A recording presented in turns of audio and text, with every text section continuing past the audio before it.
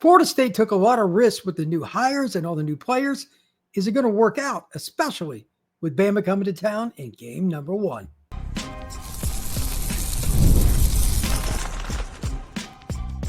You are Locked On Seminoles, your daily podcast on the Florida State Seminoles. Part of the Locked On Podcast Network, your team every day. Welcome back into Locked On Seminoles. I am your host, Brian Smith, longtime college football recruiting analyst. Thank you for making Locked On Seminoles your first listen each and every day here on the Locked On Podcast Network. Truly appreciate you stopping in to talk some Noles with me. Today's show is going to discuss the overall view of how Florida State has went from a program with coordinators that have been around to totally new coordinators, new position coaches, a lot of new players, and trying to make it work instantly with Bama coming to town. And then some predictions talking about the statistics that some of the newer players are going to have, who's going to start, overall how the schemes are going to work, everything Florida State football. So again, the microcosm of this show, there's a lot of risk. They had to take it in some capacity, but did they have to do both coordinators, multiple coaches, both sides of the ball? There's a lot of things that could go wrong with that. But I think it was a wise decision to not just change the coordinators, but to bring in the other guys. So you did have some solidarity on both sides of the ball because they brought transfers with them from UCF, from Nebraska, like James Williams. You got Medley on offense. These are the kinds of moves that overall, while it may look like a risk from the outside looking in, probably not really. But the risk overall with the coordinators is still the big thing. You had to make some kind of move. They went big game hunting. They spent money to get Tony White. Gus Malzahn makes a very unprecedented move, drops down from head coach to coordinator. This is going to be a wild season for Florida State in many ways because there are more storylines that I could possibly cover. It's fun, but it's certainly very, very difficult to predict which direction they're going to go with which players. And that's why I'm going to try and cover as many of them and give as many ideas and concepts as I possibly can. So I'm going to ask several questions today. I'm going to give some of my own thoughts. Most of them I have a pretty strong opinion about, and a few I don't.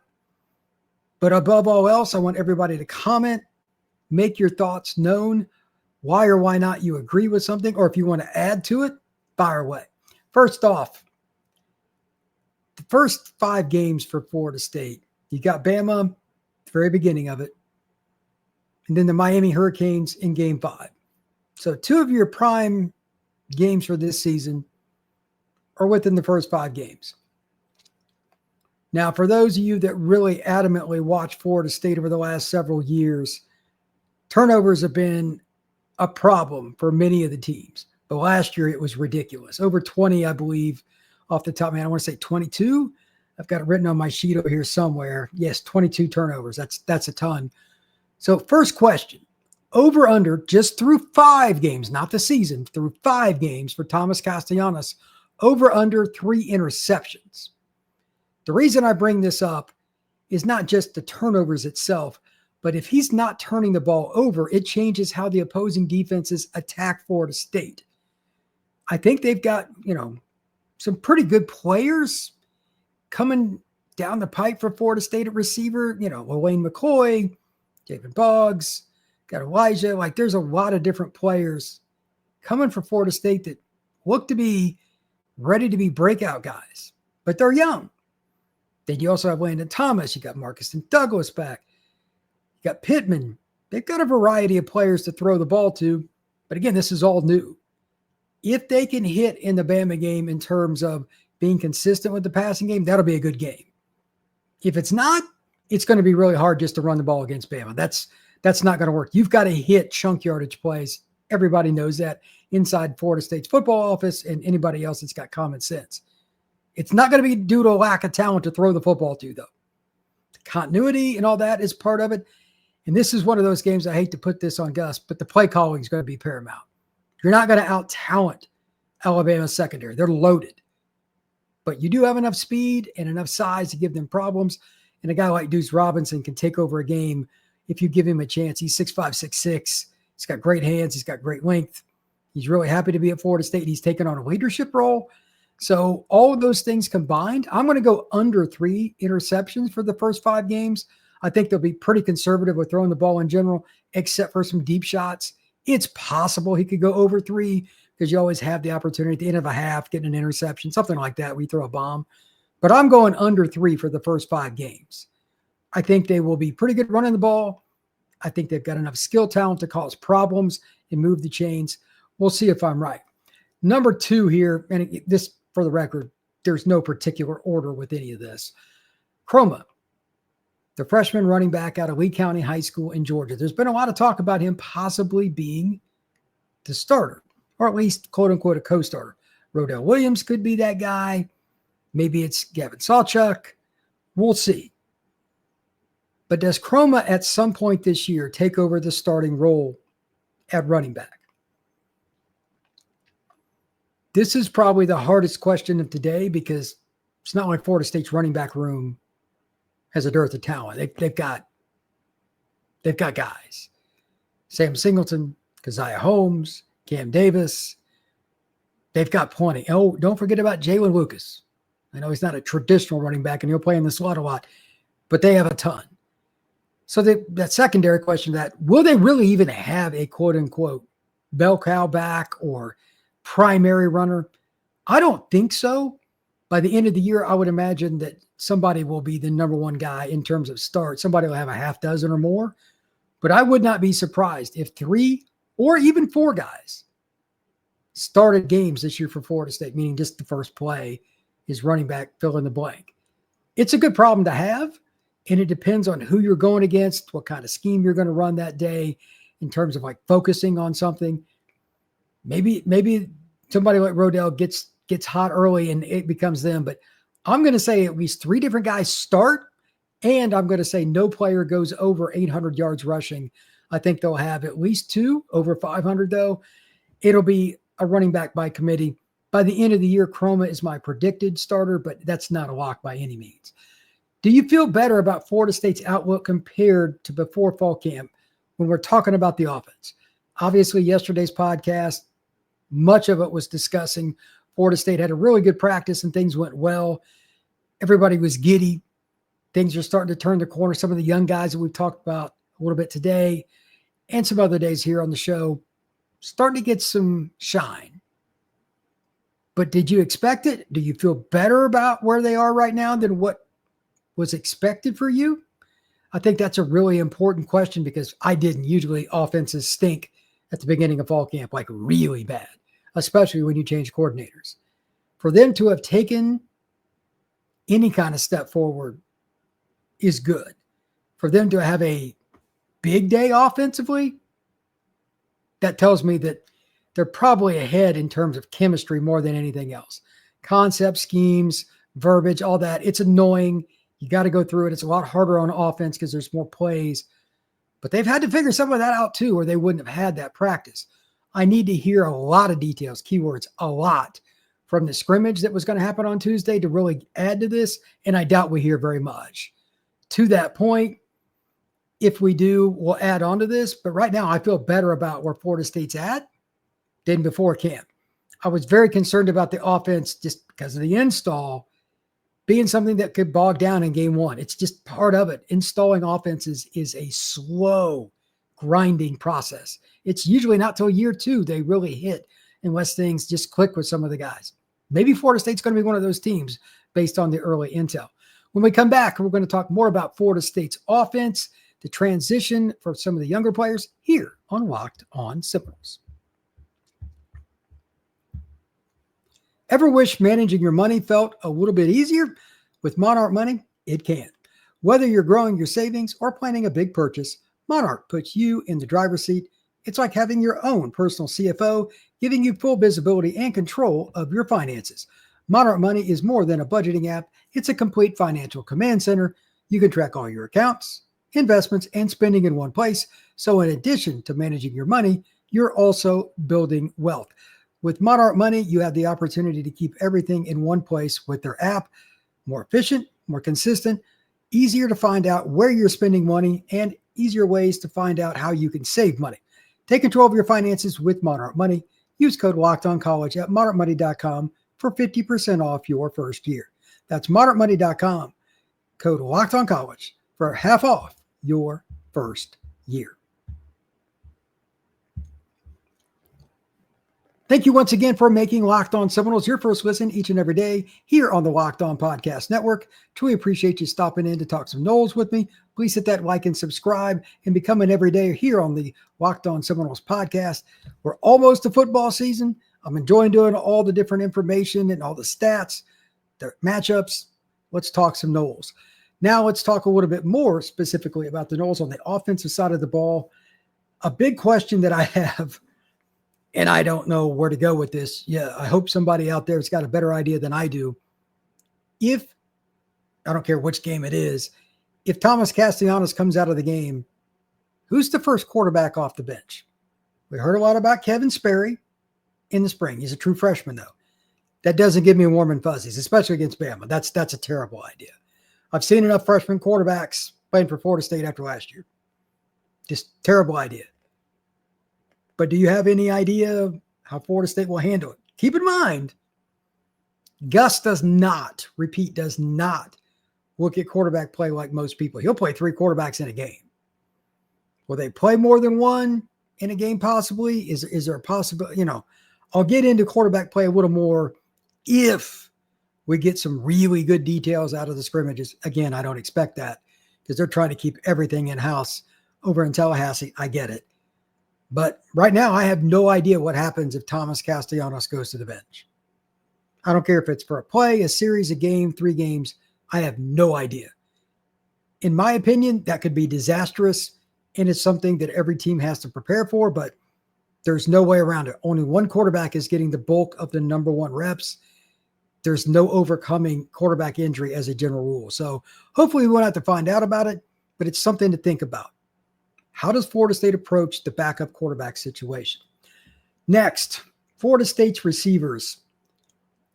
I think Deuce will lead the team in receiving touchdowns and yards. I do not expect him to lead in receptions.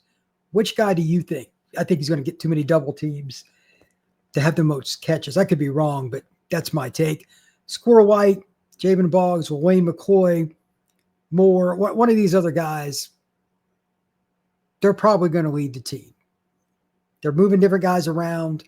We'll see what happens. If I had to guess right now, I would say Squirrel White, but not by much. Him or Javen Boggs, like 6 one way, half dozen the other, is my guess. And McCoy probably wouldn't be far behind. I don't know if anybody will have over 50 because I think the tight end room, I'll get to that in a second, it's going to catch a bunch of balls this year too. A lot of stuff off RPO, just basic throws out in the flat. Not many DBs, or even linebackers for that matter, want to be in front of Marcus and Douglas, Biscuit, on a little short crossing route or a throw to the flat, and he turns it up. Good luck. Same thing with Pittman, Landon Thomas. They got some athletes at tight end. Get them the ball. Deuce and those kind of guys, those big-bodied receivers, Elijah, like they've got some big receivers that are not much fun either. The short passing game should be pretty impactful for the Florida State Seminoles, and I'm here for it. Off the RPO, you could almost tell the other team there's a good chance you're going to do it. They have to take the running back first, or it's 2nd and 5. 2nd and 5 is a win for the offense. They're going to take a lot of chances. Sucking down to that box with the extra defender, Florida State should be able to come out on the backside with a lot of little easy flips to the flat, H-back, receiver, tight end. It should be pretty easy. As far as the guy that I think can surprise, again, I talked about this the other day. Florida State has a plethora of players at wide receiver. Watch out for little Wayne McCoy. Maybe not total receptions, maybe not yards, but I think his yards per catch and big catches will be good this year. He's a redshirt freshman out of Miami Central. He's a guy that has a ton of talent.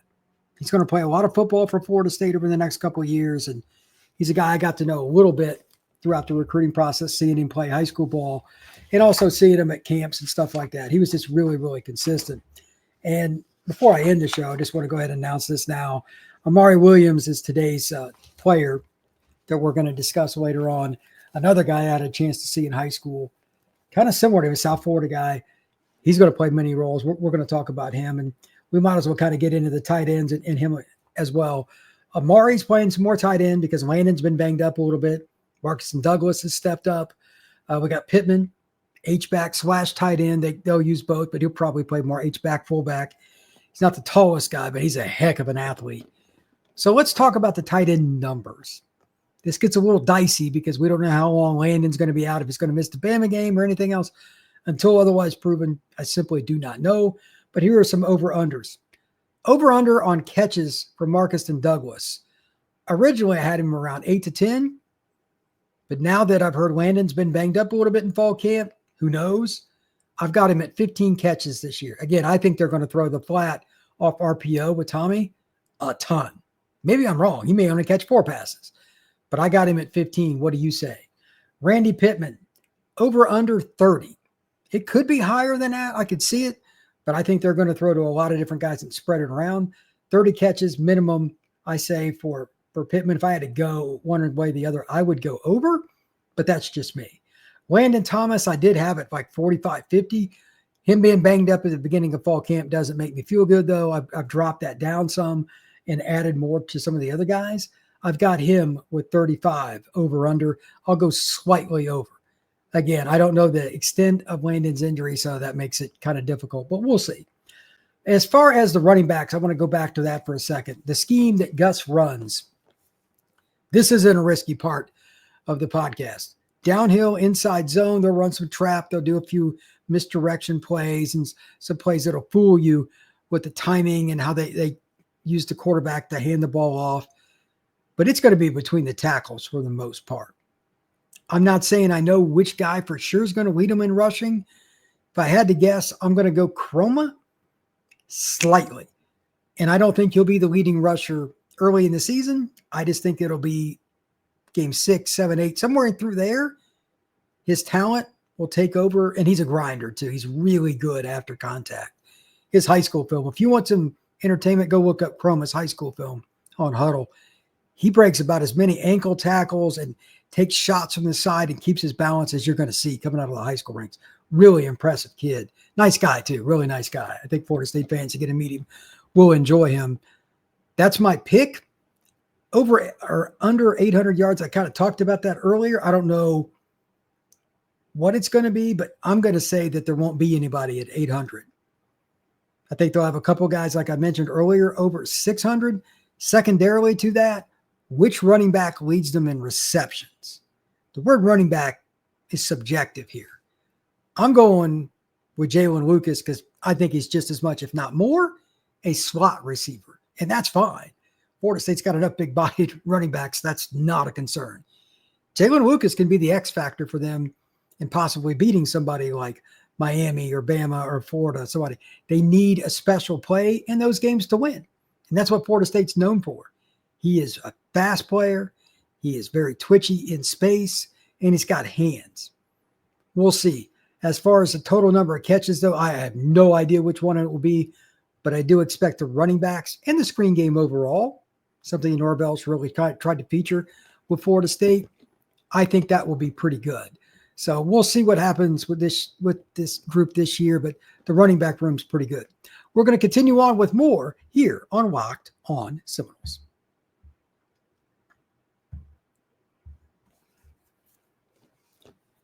All right, let's talk a few more offensive parts, then get into a couple of defensive things as well.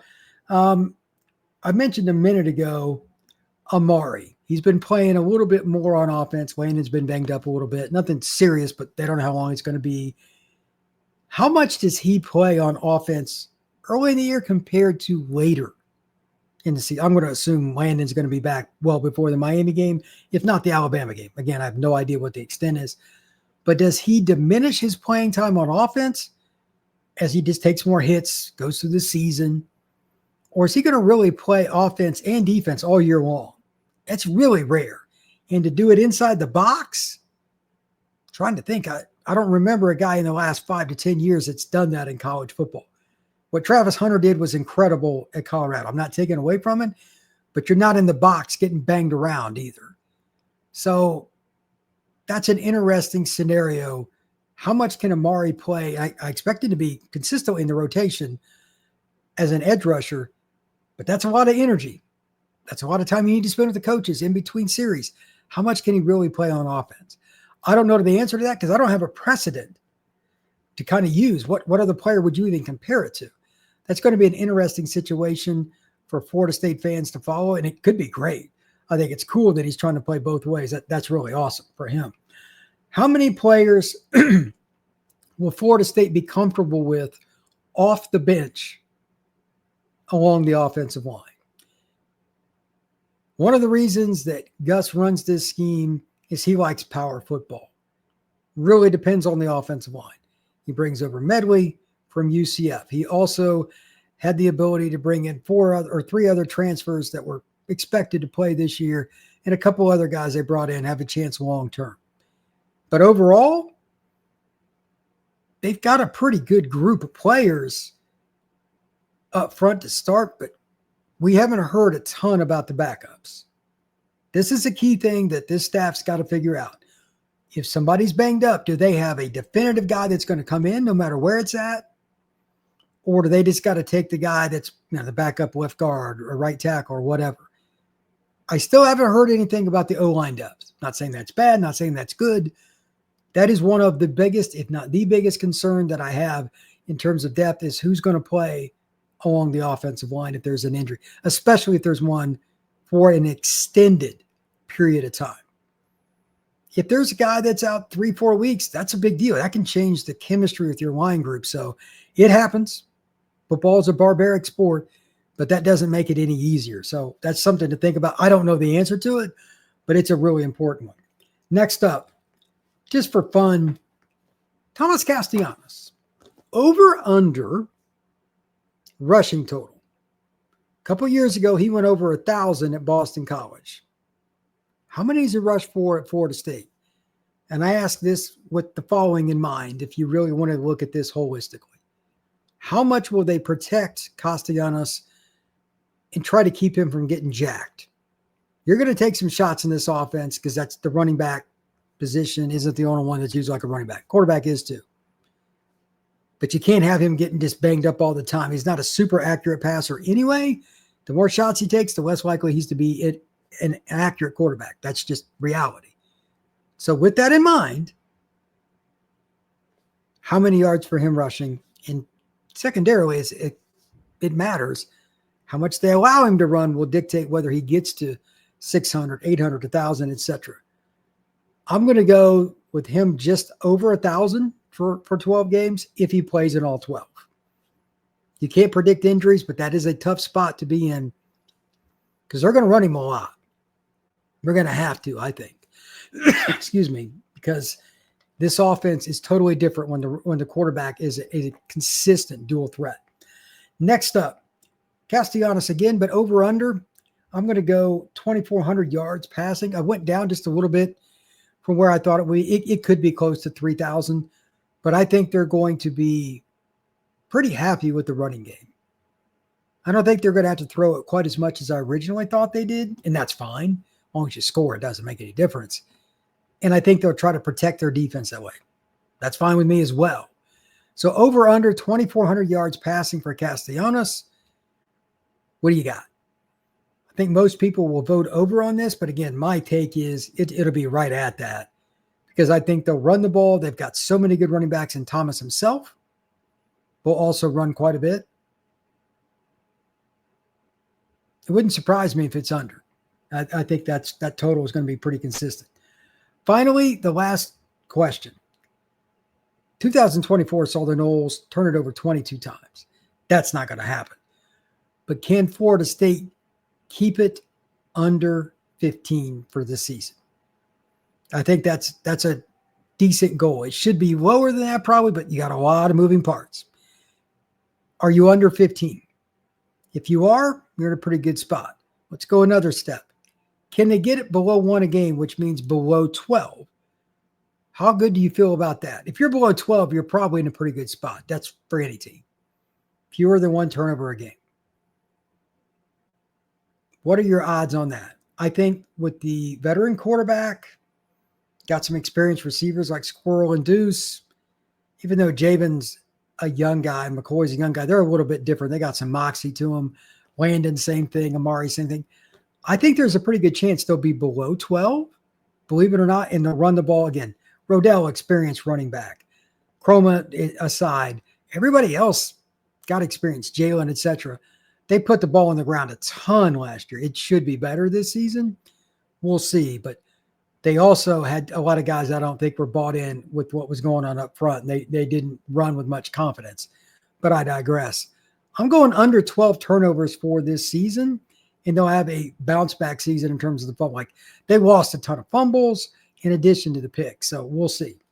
Now, I mentioned a minute ago that Amari is one of the key guys for this season. He's next on my countdown of top 22 players for this year, and I think he is for a lot of reasons. He's number 18. But I could, if I'd have known that Landon was going to be banged up at any point during fall camp, I might have moved Amari up 4, 5, 6, 7 spots. Versatility, pass rusher, caught 2 touchdowns as a backup in 2024 as a tight end, really unusually gifted athlete. I think Florida State is very fortunate to have him, and having a guy that you can plug in wherever you need him based on depth, game plan, situation, a team you want to attack, whether on offense or defense. He's one of the more unique players, not only at Florida State University, but college football. As I noted earlier in the show, how many guys that play in the box play both ways? Is there another one in college football this year that's going to do it besides Amari? Maybe there is, and I'm unaware. Either way, it is quite the accomplishment, so congrats to him.